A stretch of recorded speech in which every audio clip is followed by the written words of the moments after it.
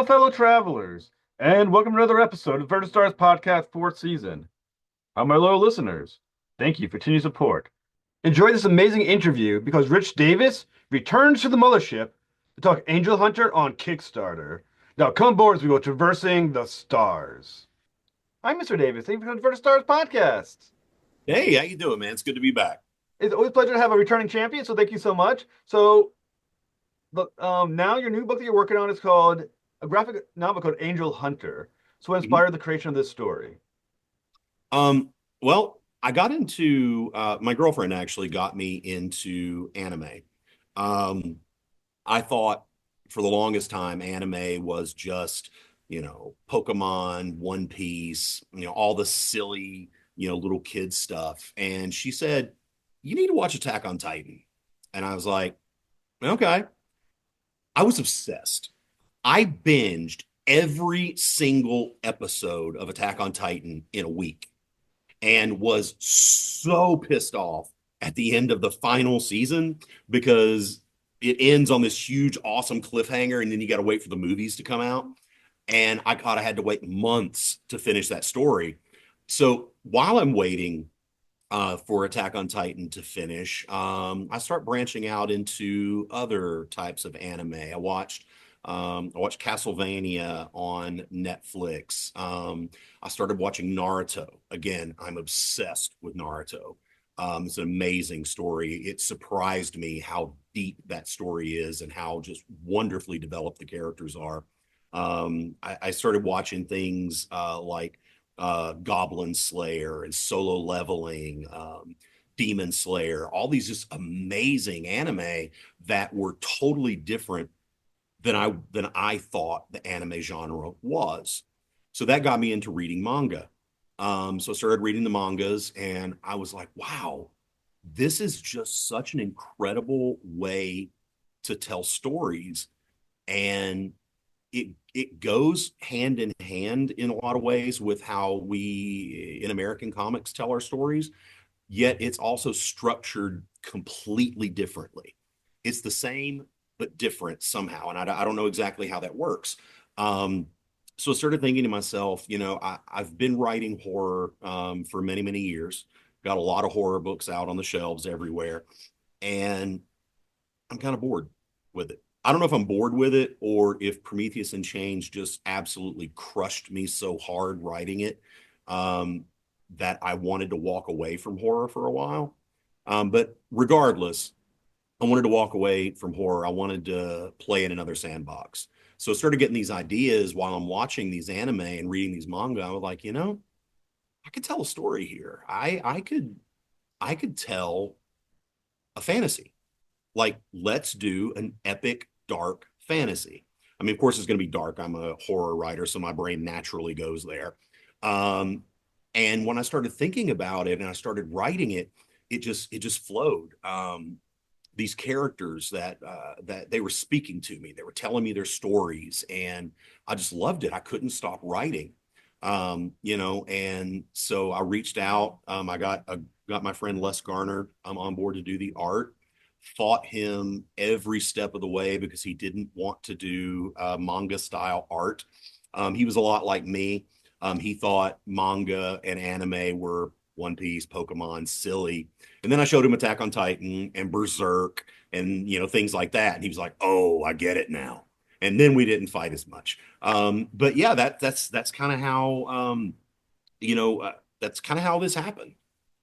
Now, in describing your graphic novel Angel Hunter, there's a phrase that you're using that as someone who doesn't know anything about manga needs to understand. Sure. Seinen manga. Seinen manga. Seinen manga. Mhm. Sorry, Yeah, I knew I was gonna get it wrong, and I definitely did. So that's points to okay. me. So can you discuss what that is? And when you said it presented in American comic style, can you kind of describe what that difference is, how it works, and why someone who's a fan of DC and Marvel shouldn't be afraid of what's happening here with Angel Hunter and the style? Yeah. So seinen manga is a manga that is aimed at um, older people. There's other types of manga that are aimed at children. There's manga that is aimed at young girls. young adult girls. Manga has all of these different genres, just like American comics do. Manga's not it's not a one-trick pony. And not every manga is for every person, but there is a manga out there for everyone, same as American comics. So writing a seinen manga, people who pick it up they're going to know they're going to expect mature themes. They're going to expect mature characters.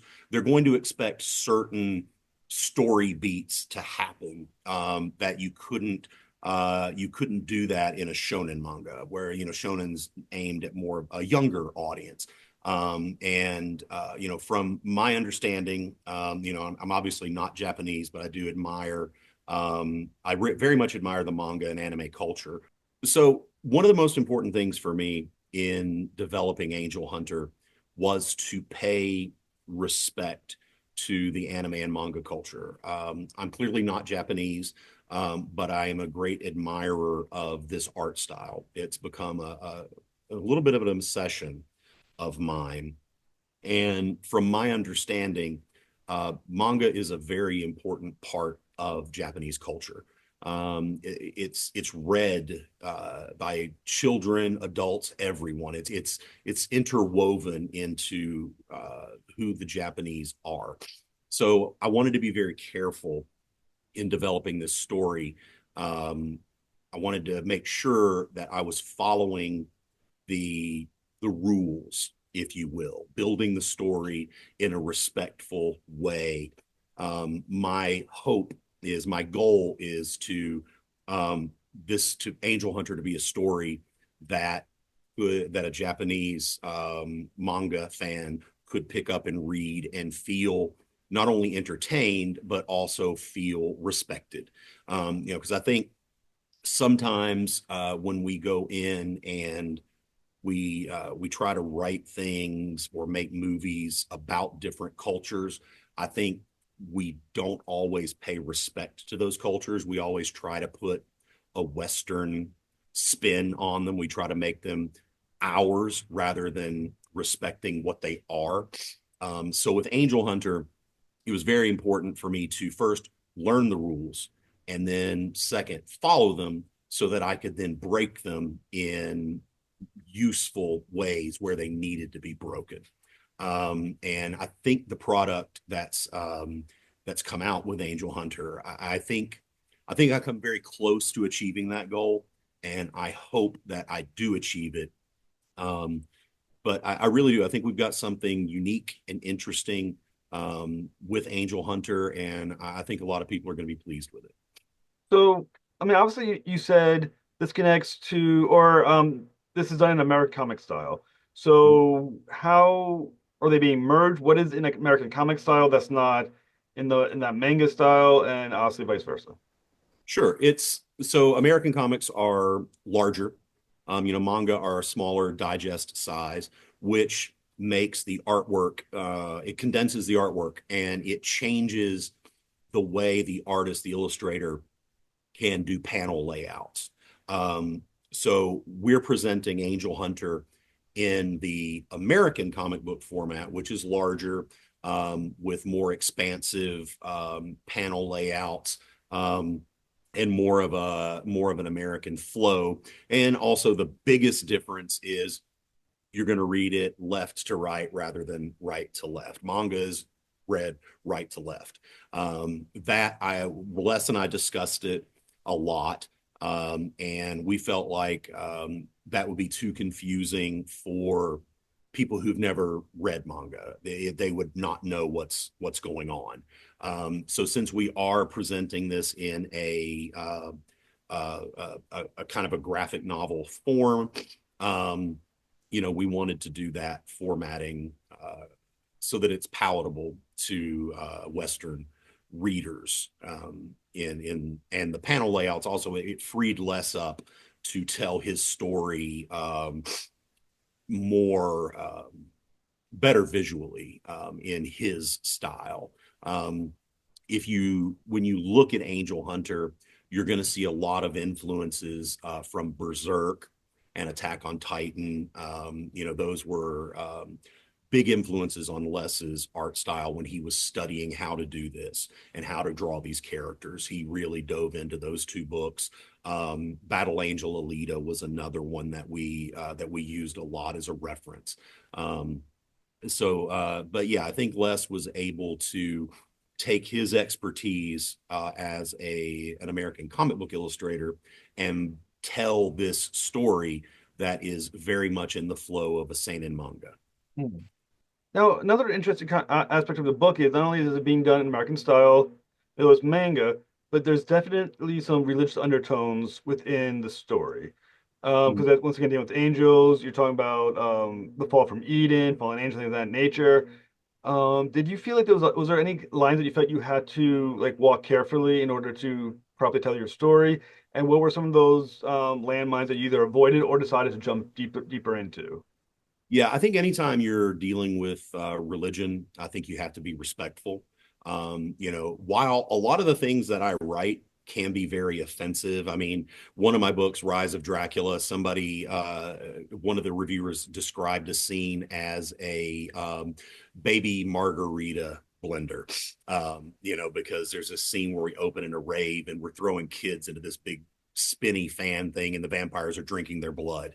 So while my what I write can be offensive, it's offensive in a certain way. It's not attacking someone's religious beliefs. I'm a very tolerant person, and I believe people's worship is a personal thing, and it's very important to them. So I don't want to offend them. However, I do want to tell stories using those those stories as a foundation. So when I'm writing a book and most of my books do draw from a religious context. I was raised in the South. Church was a big part of my life growing up. So I think that comes through in my writing. It's just a natural part of who I am. But regardless of what my personal faith is, when I'm writing a story, I treat all the religious texts that I'm reading, I treat them as mythology. I treat them the same as Roman mythology or Greek mythology, Norse mythology. They're all the same when I'm writing. That allows me to pull characters and stories from a variety of different religions and merge them into the story that I'm telling. When you read Angel Hunter, it draws primarily from the three Judaic religions, Islam, Judaism, and Christianity. And the interesting thing is, most of what we know about angels in our society didn't come from the Bible. Angels are very rarely mentioned, other than Gabriel, who is the messenger of God. Revelations, you get a good bit of angels in there, but most of the things that about the fall of Eden and Lucifer being cast down, those things, the revolt in heaven and all that, those things come more from Judaic texts, Islamic texts, and Christian apocryphal texts. So texts that were banned from the Bible. So those are the stories that I really wanted to go into. And with Angel Hunter, we start with the basis that you find in a lot of the apocryphal books, and you also find in Islam quite a bit. Angels hate humans. Angels see themselves as perfect, pure beings of light created from stardust, and humans are flawed mud people, essentially. And the angels, the fallen, refused to kneel to mud people. They were like, we no, we will not serve them. And that's what caused the war in heaven. And these 13 angels are cast to the earth. They dominate the earth. So humans, once they're expelled from Eden, they have to claw out an existence in this world that's dominated by the 13 fallen angels who absolutely hate humans. And then their army of kaiju Nephilim, half angel, half human. We present them in Angel Hunter similar to the Titans you'll see on Attack on Titan. They're giant monsters, and they just devour people. They're controlled entirely by the 13 Fallen. And humans have to, they have to get a foothold in that world. And so when we start Angel Hunter, basically there's one main human settlement called Lycidia in the realm of Edessa. Edessa, we do pull from several religious texts. It's a name that's used quite often. It's outside of Eden. I wanted to do that instead of the land of Nod, because when you start talking about the land of Nod, you think of the little sleepy time story, and I didn't want that. And the other way you could go with that is Vampire the Masquerade in their land of Nod, which I didn't want to go there either, because this is a fantasy story, not a horror story. You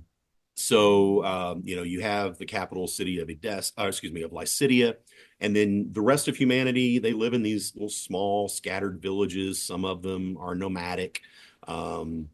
It's a very difficult life. The realm of Edessa is brutal. It's life or death every single day. And even in the capital city of Lycidia, it's life or death every single day. And I think one thing that's kind of interesting is that um, the setup.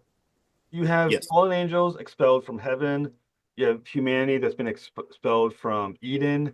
They're both share something in common. They both, on some level, have been screwed over by God. But yet they don't see God, it seems like, as the enemy as much as they see each other as the enemy. What is the suggestion there about maybe the nature of sentience or people, where you tend to focus in on the other person who's in the same shitty ass boat on some level that you are, instead of the one who put you there? Yeah, the first thing I would argue that they are their own enemies. They're not necessarily, God isn't necessarily their enemy. It's because of their perception of God's will in their world, that they find themselves in the positions that they are.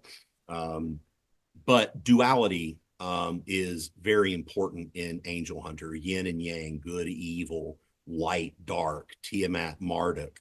The world needs that balance. So, and yes, the angels, if angels and humans ever figured out that they're essentially the same, then all these problems would go away. But because of their own biases and their own stubbornness and their own ignorance, they refuse to do that, and that creates some really awesome conflict, and we get a really interesting story out of it. Yeah, I kind of feel like there's an allegory there somewhere about how we act. In other words, instead of blaming those who put in our situation, we blame the next minority group who's also being screwed on their own level. And I kind of like there's a human allegory. Is that intentional? Is that just because it's just good story? It's good story. People are people. Can you kind of dive into that a little bit? Yeah, it's definitely purposeful. Um, it's a lot easier to blame others than it is to accept responsibility ourselves. And I think we see that reflected in our society every single day. Um, it's much easier to vilify the other than it is to realize that guy, I disagree with him, but he's not evil. And you know what? I said some pretty dumbass things myself. So maybe we should both kind of chill out and just have a conversation. While I'm not like beating that drum with Angel Hunter, but that's certainly a theme that I think people could pick up and take from it. It's the duality, the stubbornness, the ignorance, and the need to accept responsibility for the actions that we've taken to get us where we are. No, I mean, obviously this is mythology, so however, angels are usually recognized as being super powerful. The Nephilim are super powerful. What chance do humans have at combating something or these things that are at angelic level power? I mean, that's celestial hardcore power, no matter what mythology you're reading. Yes. When humans are separated and alone, they stand no chance. When humans come together and work together for a common cause, they have a great chance. And that's what we will come to find in Angel Hunter. We essentially, and this is a very seinen manga trope, if you will. We're going to follow three special children: Go, Azar, Raza, and Sersha. These are our special kids. We meet them when they're small children. Something happens to them. They go out, they grow, they learn that they have these powers, and then they get to decide what they're going to do with them. So these characters will be, they'll sort of bring humanity together. Now, the interesting part of that is they'll be bringing humanity together just as another powerful overlord named Aiden has already brought some humans together with other mythological creatures and monsters. So really, we're kind of getting almost Tolkien-esque here with a battle of three armies. Um, so as you said, angels are wielding celestial power, and I mean the power to shape the universe essentially. So they're super powered and overpowered compared to humans. So I had to weaken them a little bit, and they're more divided than humans are, because they have their petty squabbles, and some of them they turn on each other, they stab each other in the back, they don't trust one another. Some of them have ended up imprisoned, and need to be freed. There's a lot of secrecy and distrust amongst the angels, which also exists with humanity. But we're going to focus really on how humanity can come together, and that's something that angels in their millions of years of existence haven't quite figured out. I mean, these are the 13 selfish angels who refused to even acknowledge that humans were worthy to exist. So it already sets the stage that they're selfish and have their own agendas. Which that's a really fun story to tell. Some of the angels have been very entertaining to develop. So from the Angels' perspective, obviously they view people as mud people. And as you mentioned, the character Aiden, you said his name, and the other humans, by watching them, at least at the beginning, struggle with each other, is this proving their point that we are as bad as they, at least initially, as they think we are? Yeah, I think you can make that argument. I think you could also make the argument that humanity is consistently proving the angels wrong. I don't really answer those questions for you. I let the reader interpret it. But yes, Aiden is proving how powerful humans can be together. But the question with him is, how is that power wielded? And we don't make any clear decisions about who's right and who's wrong. I think some of the most interesting villains, Dr. Doom as an example, Thanos is another one, Agent Smith from the Matrix. They make very compelling arguments that they're saving the world, that their way is the right way, and everybody else has it wrong because they're so selfish and divided. So you can make a very strong argument that Aiden is the hero of the story. You can make a very strong argument, and the most obvious argument is going to be that Aiden is the villain. But Aiden thinks that he is setting the world free. He's setting everyone free. All of the mythological creatures that have been, that humans enslaved when they started to take over the earth, all of the things that they have, hunted to near extinction. Aiden brings them together in his army. And they're brutal. They're scary. We're talking about Nuklavi and, Nephilim and frost giants and Lamia, all of these things, you're going to find them. But he's brought them together for a common cause. And does that make him evil just because he's attacking humanity who he believes are worshiping false gods in this world, in humanity, in the human mind, there are two gods. There's the radiant Father, and there's basically Mother Earth. That's also very common in a lot of religions from around the world. Tiamat Marduk is probably the most obvious one. But So he believes that those deities are the wrong way and they're leading people astray. And he believes he is freeing the world to serve the one true God. Now, we don't know who that one true God is, at least not in volume one, but we're going to find out later. And then you can still make the decision. Is Aiden the good guy? Is Aiden the bad guy? We don't know. All we know is when we first meet him, he is leading his army on an absolute blitzkrieg through the entire realm of Edessa. Imagine if the Empire hit every planet in the Republic at the same time. That's Aiden's army. That's what's happening in book one. Book one is hit the pedal to the metal, 200 miles an hour, rushing down a train track of pure action. There is something happening on every single page, and it's confusing. It's scary. They're fighting for their lives. Characters, you flip a page, and a character you think is going to be, the main part of the story, he's dead. There's no plot armor. Everybody is in danger. And that's the kind of story I love. It's one of the reasons I really enjoy the way George R.R. Martin writes is, I mean, your favorite character could die in the next paragraph. And he's done that to me many times. Red Wedding is an easy example.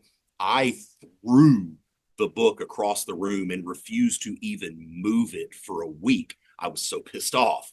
But then I look back on it and I'm like, man, that one scene hit me so hard right here that I had that emotional reaction. That is a writer's dream, to be able to touch a person like that and inspire those emotions. So I hope I can come close to that in Angel Hunter. And I want people to have that fear of turning to the next page or reading the next panel. And you get that a lot in volume one. Now, obviously, another character that probably doesn't appear, but becomes a major.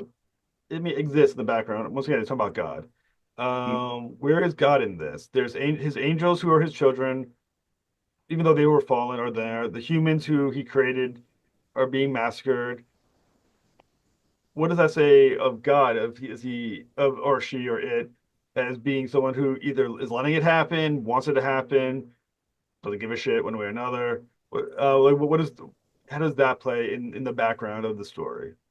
We don't actually address the concept of God very much in the story. Again, because when you start talking about God, especially the God, it's, then you're taking it out of the realm of mythology and you're putting it into a religious context, which religion is very personal for people. It's very important to people. So I wanted to avoid dealing with the concept of God. We have gods in this book, and they're powerful beings. I mean, you could make an argument that the 13 fallen angels are gods with the power that they wield, that celestial power we talked about. So I don't really deal with God in this, but in my mind, how that works is God has cast these angels out. God has cast humans out. So it's up to them to prove themselves, to make themselves worthy of redemption. Otherwise, in the other context of it, or in context beyond that, he's got other things to do. If these outcasts, if they can't figure their shit out and earn redemption, then that's on them. That's their fault.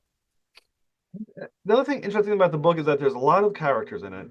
How difficult is it to balance each character? How do you ensure that you're not losing one character within the noise of all the other characters? So we're going to follow a small group of five main characters. Go Azar Raza, Sersha, Shiroi Majo, and Aiden. Those are our five point of view characters. So all of the other characters that we meet are going to revolve around their lives somehow. And so they'll have their voices will be the loudest, but the other characters that they meet will be heard and they'll have a major influence on the way that the story develops. Now, I think I had a chance to read some of the character descriptions, and one of the ones that seemed the most interesting. I'm gonna once again I'm gonna say the name wrong because I have in 4 years is my apparently my theme is I say names wrong. So Azar Raza.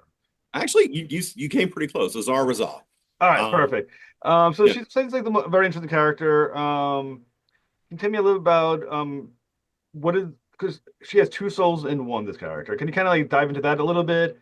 And how does that play into the larger picture of things? yeah. So I really do enjoy writing Azar Razal. Um, off. All right.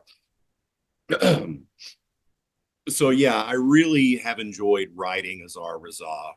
As you said, it's a twin soul. It's two souls inhabiting the same body, and they're fighting for to find their place in the world. They want to exist. Which one? But only one can really exist at a time. Um, the only way that both of them can exist in the world at the same time is for one of them to inhabit a corpse. So they have to have a dead body, and the other one can then inhabit that body while the other keeps the main. While inhabiting the corpse, it decays, it falls apart, and eventually it will be completely worthless. And if whomever is in the corpse, Azar or Razah, and by the way, it's a yeah. By the way, it's a palindrome. You know, you read it, it's spelled the same way front and back. So whichever one of them is inhabiting the corpse, if they don't make it back to the main body before the corpse deteriorates, they cease to exist. So they're constantly trying to find their place in the world, but they still need each other. And I think that's a message that we all have in us.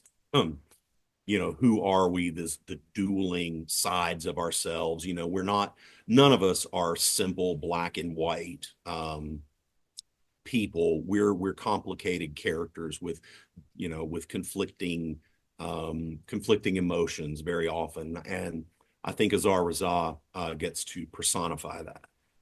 Now, this is going to be launched on Kickstarter. Can you give us a sense of when we can expect it to be launched? So yeah, we're targeting April 25th as our launch date, and of course we'll run for 30 days. So this will wrap up at the end of May. Um, that gives us quite a bit of lead time to do it right. This is my first Kickstarter on my own. Prior to this, I've done two, and both of those were managed by a publisher. But I'm kind of on my own with this one, so I want to give myself plenty of lead time to screw it up as many ways as I can, and hopefully fix it. But the next question was going to be, what's the key to successful campaigns? So do you have one that you can share with the Kickstarter one? I don't say wannabes, but there's so many of us trying to be successful on Kickstarter that seems to be kind of like the indie comic dream. You hit it big on Kickstarter, you make your money. What can you share advice for the people watching, hoping to launch their own books soon? I have no idea what the secret to Kickstarter is. Before I started doing this, I didn't know what a pre-launch page was. I have never done that. That's not my skill set. My skill set is to write and to sell things. I am not good with all that background, foundational infrastructure stuff. So this has been kind of insane. The only thing I can say is that the way I do things, the only way to get them done is to do them. When I wanted to get my book published, Cult of Dracula, my first comic, I got it published by just sheer force of will and a refusal to take no for an answer. Hmm. Uh, I personally I called stores to sell it. I built relationships with the store owners. I bugged publishers to death to get it done because I believed in my project. I believed in what I had, and I was willing to devote that time and energy, and I was willing to risk pissing people off to get it done. My motto has always been, and this is through my life as in radio, in television, film, and theater. My motto has always been, don't wait for somebody to open a door for you, kick the fucker down yourself. And that's what I do. Do I know anything about a Kickstarter? Do I know what's going to make it successful? No, but I know I'm going to make it successful because I refuse to fail. And I think I'll have small failures along the way. I'm going to screw things up, but I think those are going to be better for me. They're going to make me better. Michael Jordan once said that he learned more from any shot he ever missed than he learned from every shot he ever made. And I think there's some good wisdom to be taken from that. We learn from our mistakes, and we learn by doing. So the only advice I can give to people, and take it for what it's worth, not much, is if you want to get it done, just do it. Don't sit around and think about all the ways you can fail. If you do that, you're never going to do anything. Just go for it. Just roll the dice, make your mark, shoot your shot. The worst that can happen is you hear no, and no's not that bad. Well, like I said, for the listeners of the show, in the show notes, you'll find a link to the Kickstarter. So check that out. A link to Mr. Davis's website as well. So Davis, it was great pleasure to have you on the show. Thank you so much. Absolutely. Thank you for having me, and I'll come back anytime. Indeed. Have a great night, sir.